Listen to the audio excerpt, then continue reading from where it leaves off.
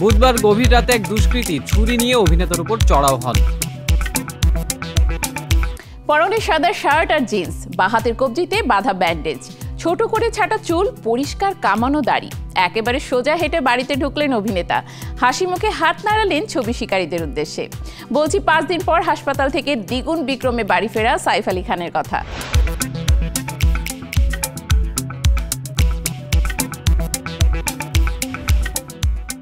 গত সপ্তাহে দুষ্কৃতীর হামলায় গুরুতর আহত হন বলিউড তারকা সাইফ আলী খান। বান্দ্রার অভিজাত আবাসন সদ্গুরু শরণের দ্বাদশ তলে নিজের ফ্ল্যাটে হামলার শিকার হন তিনি। বুধবার গভীর রাতে এক দুষ্কৃতী ছুরি নিয়ে অভিনেতার উপর চড়াও হন। পিঠে ছুরির আঘাতে রক্তাক্ত অবস্থায় সাইফ নিজেই এক অটো ভাড়া করে দ্রুত মুম্বাইয়ের লীলাবতী হাসপাতালে পৌঁছান। 2 ঘন্টার অস্ত্রোপচারের পর চিকিৎসকরা জানান বিপদমুক্ত আছেন সাইফ। পিঠে, ঘাড়ে এবং হাতে 6টি আঘাতের মধ্যে 2টি গুরুতর ছিল। চিকিৎসকদের পরামর্শ অনুযায়ী তাকে 1 সপ্তাহ বিশ্রামে থাকতে বলা হয়েছে। মঙ্গলবার দুপুরে পরিবারের সদস্যদের কড়া নিরাপত্তায় তাকে হাসপাতাল থেকে নিয়ে আসা হয়।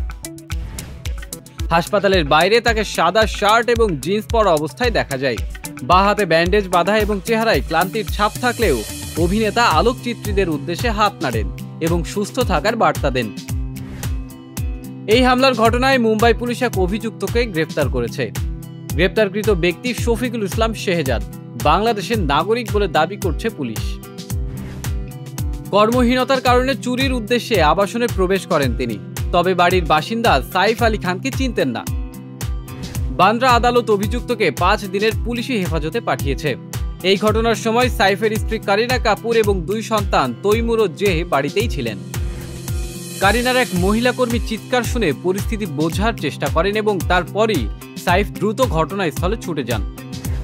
কারিনা সংবাদ মাধ্যমকে ধন্যবাদ জানিয়ে পরিবারের গোপনীয়তা বজায় রাখার অনুরোধ করেছেন। অন্যদিকে সাইফকে দ্রুত হাসপাতালে পৌঁছে দেওয়ার জন্য ভজন সিং রানা নামে এক অটো চালককে পুরস্কৃত করা হয়েছে।